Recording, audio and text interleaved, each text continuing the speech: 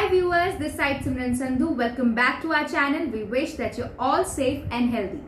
सबसे पहले तो अगर आप इस चैनल पर नए हैं या अगर आप हमारी वीडियोस को हमेशा देखते हैं तो नीचे दिए गए सब्सक्राइब बटन पर क्लिक करें और बेल आइकॉन को प्रेस करें ताकि आपको हमारी आगे आने वाली वीडियोस की नोटिफिकेशन मिलती रहे और आप हमारी वीडियोस को मिस ना करें। अगर आप हमें ट्विटर पर फॉलो कर रहे हैं तो आपको पता होगा कि हम रोज पेट्रोल और डीजल के प्राइसेस पर अपडेट्स ट्वीट कर रहे हैं और हम ऐसा इसलिए कर रहे हैं क्योंकि लगातार पेट्रोल और डीजल के प्राइसेस बढ़ते जा रहे हैं। तो आज हम इस वीडियो में यही बात करेंगे कि पेट्रोल और डीजल के प्राइसेस क्यों बढ़ रहे हैं और क्या इन प्राइसेस को कम नहीं किया जा सकता। अगर आप भी ये जानना चाहते हैं तो इस वीडियो को पूरा देखें और अपनी फैमिली और फ्रेंड्स के साथ भी इस वीडियो को जरूर शेयर करें।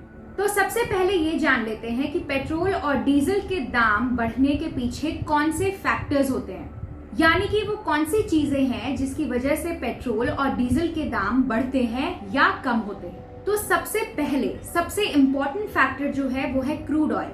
क्रूड ऑयल यानी कि कच्चा तेल जिसे भारत दूसरे देशों से आयात करता है और इसका प्राइस डिपेंड करता है डिमांड एंड सप्लाई और पॉलिटिकल इंटरनेशनल रिलेशंस के ऊपर।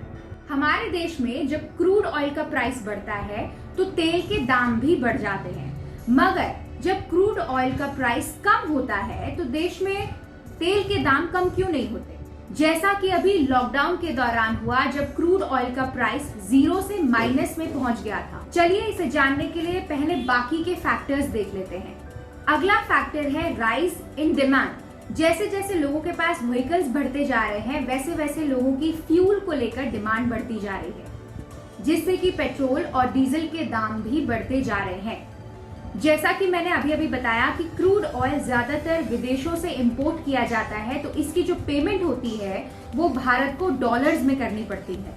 तो अगला जो फैक्टर बनता है वो है डॉलर्स और रुपीस के बीच का अंतर। जब जब रुपए के मुकाबले डॉलर और स्ट्रॉन्ग होता जाएगा हमें उतने ही ज्यादा पैसे देने पड़ेंगे, जिसका सीधा इम्पैक्ट पेट्रोल और डीजल के प्राइसेस पर पड़ेगा। और एक जो सबसे बड़ा फैक्टर इंडिया में है वो है टैक्स। स्टेट और सेंटर दोनों ही अपने हिसाब से पेट्रोल और डीजल पर टैक्स लगाती हैं। जितना ज्यादा टैक्स होगा उतना ज्यादा पेट्रोल और डीजल का दाम बढ़ेगा और उतना ही ज्यादा लोगों को इसका पैसा चुकाना पड़ेगा।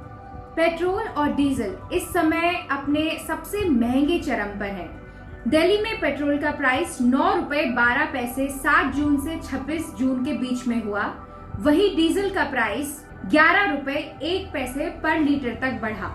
आज जब हम ये वीडियो रिकॉर्ड कर रहे हैं तो पेट्रोल का प्राइस 80 रुपए 43 पैसे पर लीटर हो चुका है। इसका मेजर रीजन जो है वो है टैक्स। 1 अप्रैल तक पेट्रोल पर जो एक्साइज ड्यूटी लगती थी वो थी 22 रुपए 98 पैसे पर लीटर, जो कि अब बढ़कर हो गई है 32 रुपए 98 पैसे पर लीटर। और वहीं डीजल की अगर हम बात करें तो पहले 18 रुपए 83 पैसे पर लीटर थी, जो अब 13 रुपए बढ़कर 31 रुपए 83 पैसे पर लीटर हो गई है। जैसा कि आप सब लोग जानते हैं कि पूरे देश में कोरोना वायरस के चलते लॉकडाउन लगा, जिस वजह से सरकार के आमदनी के सारे माध्यम बंद हो गए। तो सरकार ने एक्साइज ड्यूटी को बढ़ाकर अपने आमदनी में हुई कमी को पूरा करने की कोशिश करी। इसमें सिर्फ सेंट्रल गवर्नमेंट ही नहीं बल्कि स्टेट गवर्नमेंट ने भी अपनी तरफ से वैट ऐड किया, जिससे कि पेट्रोल और डीजल के दाम बढ़े। इससे एक बात तो साबित होती है कि चाहे क्रूड ऑयल के प्राइसेस इंटरनेशनल मार्केट पर बढ़े या घटे, भारत के देशवासियों के लिए पेट्रोल और डीजल हमेशा महंगा ही रहेगा। वैसे जब सरकार की आमदनी घट ही रही है तो क्या पेट्रोल और डीजल से होने वाली आमदनी ही एकमात्र जरिया है और सरकार क्या कदम उठा सकती है, चलिए जानते हैं। देश का आम नागरिक कोरोना वायरस के चलते पहले ही परेशान है, उनकी नौकरियां गई हैं, आमदनी घटी है। ऐसे समय पर पेट्रोल और डीजल पर इतना ज्यादा टैक्स लगाना सही नहीं है। जैसे जैसे डीजल के दाम बढ़ेंगे वैसे वैसे महंगाई बढ़ने के भी पूरे चांसेस हैं, क्योंकि देश में जितने भी आयात और निर्यात होते हैं उनके लिए डीजल की गाड़ियों का उपयोग होता है, फिर चाहे वो सब्जियां हो या फल हो या अनाज हो। जैसे जैसे महंगाई बढ़ेगी उसका सीधा असर गरीबों पर पड़ेगा।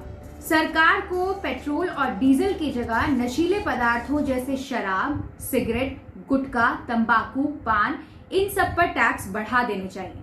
साथ ही साथ नॉन एसेंशियल आइटम्स जैसे कि गोल्ड, डायमंड, इन पर भी सरकार टैक्स बढ़ा सकती है। सरकार को अपने खर्चों में कटौती करनी चाहिए। पेट्रोल और डीजल को भी जीएसटी के दायरे में आना चाहिए ताकि सेंटर और स्टेट गवर्नमेंट की मनमानी से आम नागरिक बच सके।